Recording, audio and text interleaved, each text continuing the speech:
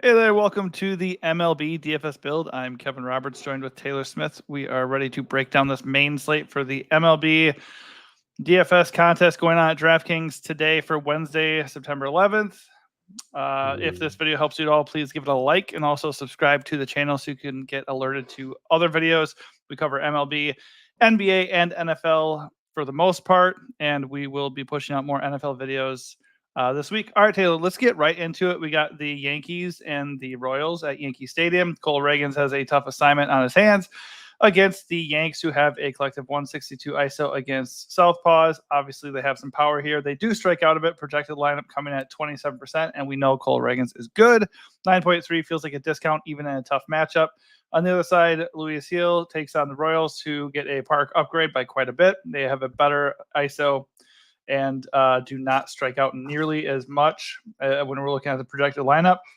So I actually have a little bit of interest in Reagans just because of the price and how good he is. And obviously there's K's there. But I think overall it's probably just a game I'm going to ignore. I'm going to say, hey, there's good pitching here.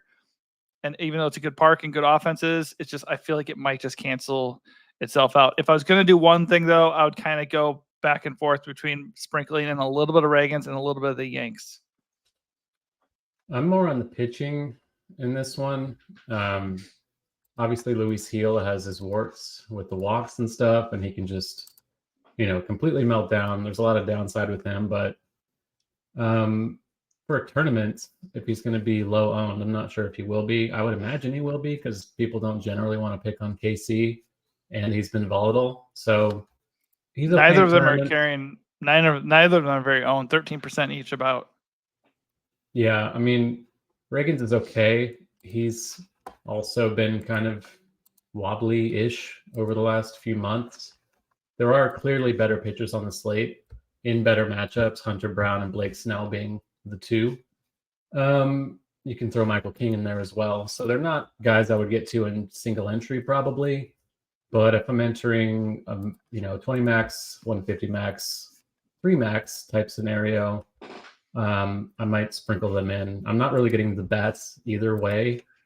Obviously, if they get more ownership, then the bats are more viable. But if neither pitcher's owned, I don't really want to pick on them if we're not getting leverage that way. Yeah, Luis Hill, he of the random neck tattoo. I played him twice in his last 3 games. Can you guess which ones I played him? The ones he sucked balls in? Yeah, he had 1.4 and 1.6 fantasy points when I played him, and then he had 29 against the Cubs after I was done, and I was like, "You are dead to me, sir." And then he was like, "Fine, I'm going to be good again. Bye." So yeah, that's annoying. But yeah, I understand the logic there for sure. Me personally, it's going to be Cole and a dash of the Yanks, but honestly, I just don't really have that much interest in this game. Alrighty, here we go. Sorry, I left that thing up there, blocked the matchup for everybody. All right, we got the Halos visiting the Twins. Jack Kukanowicz. Sure. He's taking on the Twins. On the other side, Zebby Matthews coming in with really high ownership, I think. He's taking on the Halos. Obviously, they are the reason.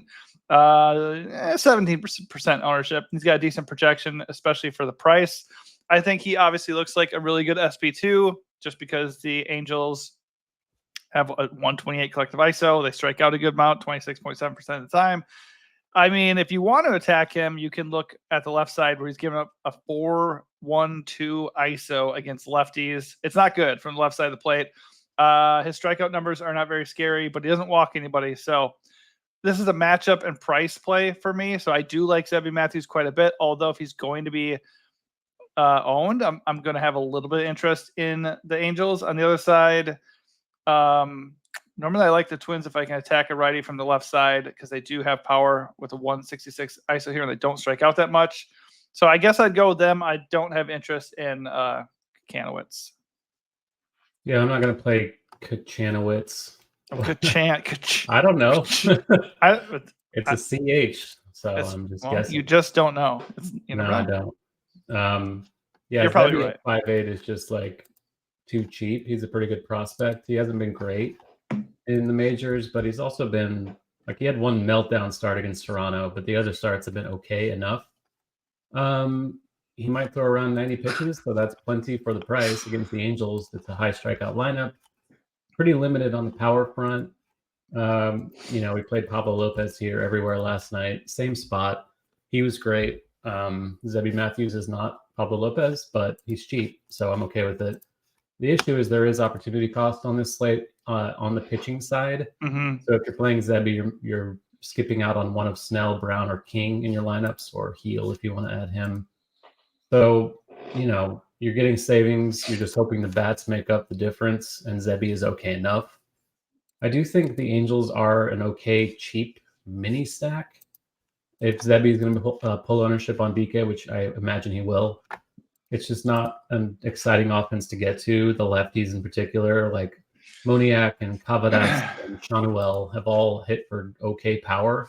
Not really Shawnuel, to be clear, but he's cheap. He's a lefty, and he's going to hit third, it looks like. Neto, Taylor Ward, I'm okay with guys like that. Hoppy, as always. But not an stack. They're okay leverage, but certainly not a team I'd be like dying to get in. And the Twins are just kind of middle of the road. The other look from them. Yeah, because of his likely ownership, I definitely do have interest in the Halos. The only issue is, if we're looking at the numbers here, he is best attacked by lefties right now by quite a wide margin. A very small sample size, but I mean, those are glaring numbers. And they don't really the Halos don't have a lot of lefties that we can feel really, really good about. Their power comes from the right side of the plate mostly. But yeah, I if the ownership's going to be there, I would imagine it kind of inflates, to be honest, because he's so cheap and the Halos are not usually a scary stack.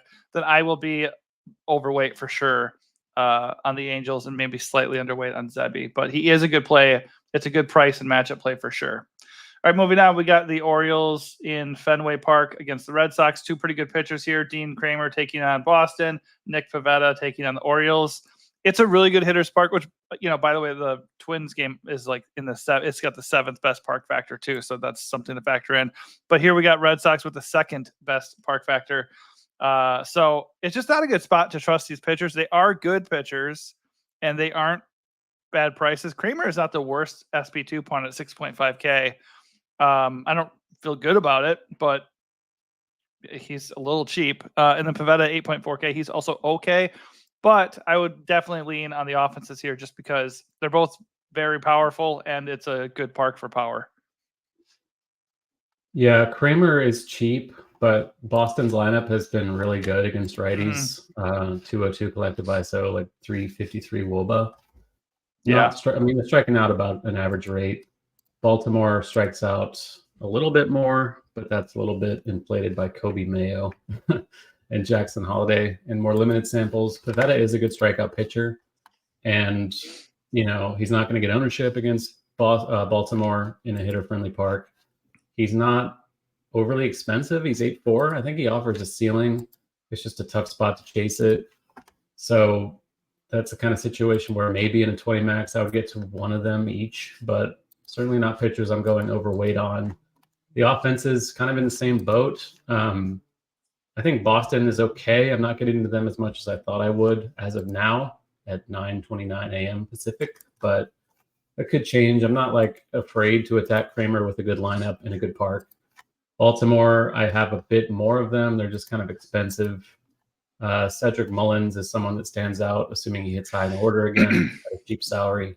Kind of makes some stuff work. Ditto for Ryan O'Hearn. So decent enough stack. There's pinch hit risk with some of the lower in the order bats as well, but nothing looks like a priority, but everything is kind of playable.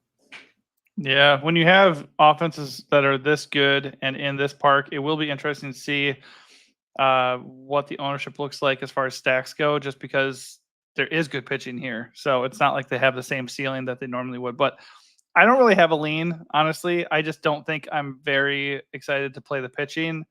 And I think you could go either way with the stacks. They both look good because of the park. All right, Reds and Cardinals. I believe we have Lance Lynn being activated off the injured list. Yeah, he's here against the Reds. Not super excited to play him because he's a geriatric arm and he probably is going to be limited. I think he had 80 pitches in his tune-up start. So I don't know. What was he? He's 7K. I don't know. I don't really want to play him. Reds don't strike out that much. They have a little bit of power, although the park is probably going to curb that. Not that interested in either side. How many lefties do the Reds have? 1, 2, 3. I don't know. I don't like either side of that part of the game. Brandon Williamson is cheap at 6K flat. He's taking on the Cardinals here. They don't really strike out, and they have 222 ISO. That is definitely inflated by Luke and Baker for sure. So I don't know. I don't think I like anything in this game, to be honest. I like the Reds quite a bit. Lance Lynn been out for a while, like you said, over a month. Not the greatest lineup, not the greatest park, but they do have some power at the top of the lineup. We know Lance Lynn has been a home run machine over the last several years, particularly last season.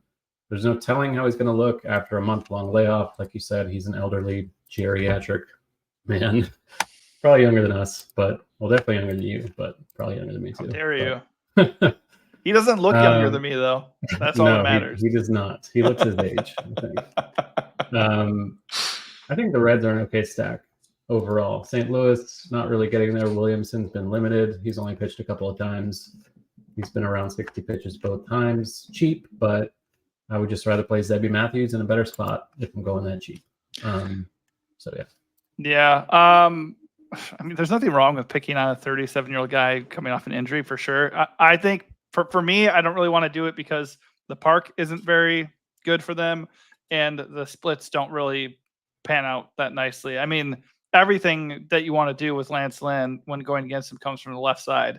Strikeout rate drops by 5%, walks hike by 6%, bigger ISO. It's just like they don't have any lefties really to make me that afraid. So it just isn't a void for me. But there's logic to it, like you said. Moving on, we have the Astros hosting the Athletics. Joey Estes facing Houston. So Godspeed, Joey. And then Hunter Brown facing Athletics. This one's pretty simple. Obviously, the Athletics do have power. 161 ISO. They do strike out a good amount too. So still a good pitcher park. Hunter Brown has been awesome. He's been awesome. He's favored to win the game. He's like got one of the best projections on the entire slate. Let's see, second best projection. The only thing here is that he's going to be the chalkiest arm at 39% currently. That could go up, obviously. I would definitely be like around the field on Hunter Brown, maybe over the field. To be honest, he just is a really good play at only 9K. But I would absolutely sprinkle in some athletic stacks here just because he'd be so owned. And you know how it goes. I swear, every time we feel really confident about a pitcher, he gets his tits blasted off like every fucking time. So the Athletics do have power, and they know him. They faced him before, so I think they're an interesting leverage stack for sure. Yep. I'll be playing Hunter Brown quite a bit. As of now, he's my second highest owned pitcher. Not surprised. It's a good spot. Oakland does have power though, and they are getting a park boost. So on the flip side, the A's are my fourth highest owned stack as of now. Just a pure leverage thing, and it's not really a bad lineup. I know they have a reputation because they're the A's and they sucked last year, but not really the case this season. So I think they're okay. Houston's my second highest owned stack on the entire slate against Estes. Just not naturally. Tucker back, so they look a lot better now. John Singleton, a cheap lefty to throw at him as well. Ben Gamel, I guess, if he's in the lineup. Just a good offense and a good spot and a good park for power. So, yeah, I mean, what doesn't look good about the Astros here for sure? 223 ISO allowed, 17% K rate, 21% ground ball rate against lefties. And where do they hit you the hardest? From the left side. So, yeah, Astros look really, really good. They are just going to be probably pretty chalky is the only negative there. Michael King takes on the Mariners in the next game here. Mariners facing the Padres. Mariners have a almost 26% whiff rate, 148 ISO. So they do have a little bit of pop, but I would definitely lean on the strikeouts here and King, who has been really good. And there's no clear way to attack Michael King at this point. His price is 9.6, so he's getting up there, but it is a good park for pitching. He crushed them last time with 26 fantasy points, and he's just been really good all year. He had 2 starts ago. He tripped up a little bit, but he's been good. No qualms with him. On the other side, Brian Wu, terrible strikeout matchup. Padres do not miss the ball very much. He's a good real-life pitcher. this is just not the spot to use him, I don't think. Yeah, I'm not looking to prioritize Wu or the Padres against him. Just kind of too good, a good pitcher against a good team. So whatever. Yep. Mariners, one of the lowest owned stacks for me, obviously. Actually, the lowest owned stack, which is not a surprise. Bad offense, bad park. Good pitcher on the other side. Michael King at 9.6 is pricier than Hunter Brown, but I think the matchup is going to mean he's still pretty popular. And with good reason. Getting to him quite a bit. Don't see any reason not to. Yep, agreed.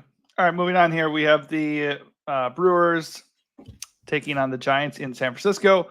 Colin Rio taking on the Giants. They have a 176 collective ISO, but they also strike out quite a bit at 28%. This park does curb power quite a bit. The wind is blowing out at 20 miles per hour, but usually that doesn't mean anything.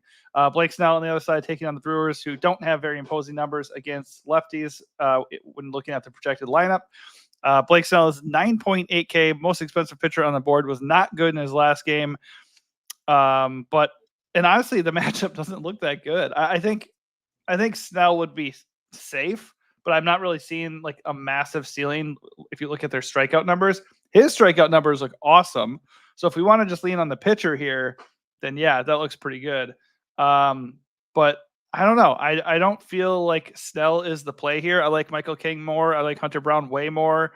And I'd kind of rather get a little bit contrarian with guys we talked about, like Cole Reagans, Heel, Pavetta. Those guys feel more fun to me than Blake Snell against the Brewers. Yeah, I mean, it's not the greatest spot, but you're just kind of banking on his talent winning out. Obviously, He's very volatile. Like the walks are high once again, over 10%, actually 11% on the year. So you can always make a case to fade a guy like that who has a very wide range of outcomes. And Milwaukee's not bad, as you said. It is a good park. It is, I think, the coldest game on the slate. So those factors are working in Snell's favor. I'm getting to him just because, he's not over 10K. Like, he's expensive, but he's not, Chris Sale expensive or anything like that. So I'm getting to him a lot. My highest owned pitcher on the slate. I do hear your argument, though. I don't think he's a must play at all. I think Milwaukee is stackable against him, assuming he does wind up being among the chalkiest pitchers on the slate. Good lineup. I think one lefty, Bryce Terang, the only lefty in the protected order. So platoon advantage for 8 of them. Pretty good power in the lineup. Pure leverage stack, though. It's not like I love the spot or the park or anything like that for the bets. No. But yeah, I do like the Brewers a little bit. I definitely like kind of in the vein of the Athletics here, where I would like to get a sprinkling of Brewers just because Snell is coming in with like almost 28% ownership. That could tick up. Just because like I said, I mean, his strikeout upside is massive, and it's usually a good park, and he looks like a safe play. But I don't know, maybe the wind blowing out and then obviously his walk issues, maybe that actually turns this into a bloodbath. I don't know, but the Brewers are definitely one of my favorite leverage stacks of the slate for sure. Let's not forget about the Giants here. I mean, the Giants do have power, I think, and it's not like the Brewers have a mega ace on the mound here. So I think the Giants are in play, just not a priority. All right, last game of the night, we got the Cubs and the Dodgers facing off in LA. The wind is blowing up in this game as well. Obviously, the Dodgers are very, very good at home. They're facing Jordan Wicks. No clear way to target him, really. He doesn't have an elite K rate, though, and it's the Dodgers at home. So I think the Dodgers look really good. There's nothing wrong with them at all. On the other side are the Cubs facing Bobby Miller, who has been pretty bad on the year, but for whatever reason, he's averaging 20 fantasy points per game at home. And like that, his home starts keep climbing, and that keeps not going away. So for whatever reason, he pitches way better at home. Cubs don't strike out a ton. They have a decent 164 collective ISO, and his numbers don't look good though. So I'm mostly on Dodgers and just not playing Bobby Miller. But if you want to attack Bobby Miller and just kind of ignore the noisy home away splits, I think you can. Yeah. The Cubs are my highest owned stack on the slate. There you go. Yeah, there you go. I don't love that they're expensive. It's not a team that really should be expensive, but for whatever reason they are. But Miller's because they're facing Bobby Miller. Well, yeah, like he's talented. I don't really buy that he's this gas can that he's been the whole season, and I'm a little scared to do this because he is a good pitcher and he could turn it around at any time. We've seen a few decent starts, but he hasn't really like completely shut anyone down fully. So I feel okay about it. I don't think the Cubs are going to be popular. Like I think Houston, Minnesota, teams like that, maybe even Cincinnati a little bit. Chicago's not really projected to pull a lot of ownership, but it is a decent enough lineup and it is a good enough spot and a good park. So I'm getting to them, and that's kind of my my flag plant of the day.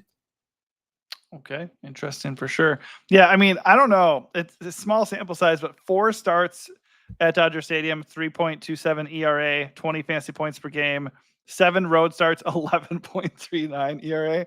So obviously, we don't know for sure if they'll even out. But if you go back and look at all of his home starts, not a single one was bad. There's one really, really good one in his debut of the season. And then the rest are just kind of like okay, like all over like 10 fantasy points. They're just decent. But his road starts are just all brutal. So I don't know, man. I'm not really with you there. I like the logic because everything else he's shown outside of Dodger Stadium has been ass. So maybe he'll finally get rocked at home. It's certainly possible. I honestly don't have like a major flag plant offensively. We've kind of looked over all these offenses. There's a lot of interesting spots for sure. Astros look good. Athletics and Brewers are very good leverage stacks, in my opinion. I think if the Dodgers are going to be kind of, overlooked a little bit, they're interesting. And we can obviously look at Fenway. I guess Houston is probably the most obvious stack that looks really, really good. And we both agree on that too. So, hopefully that helps people lean a certain way. And just honestly, I just get exposure to a lot of these offenses and kind of spread it out a little bit. As far as pitching goes, it's Hunter Brown for sure as the top option in my mind. And then I don't have a problem with Blake Snell, but Michael King would be the second guy for me. Is there any other major flag plant you want to end with? Just Zebby as the cheap guy. 5.8 against the Angels is just kind of a joke, and he's not a gas can. He's pretty good. So that would be the only other guy I'd throw in. Yep, totally fair. All right, that will do it for us. Hopefully this helps you out a little bit. If it does, give this video a like and also subscribe to the channel. Thanks for watching and good luck.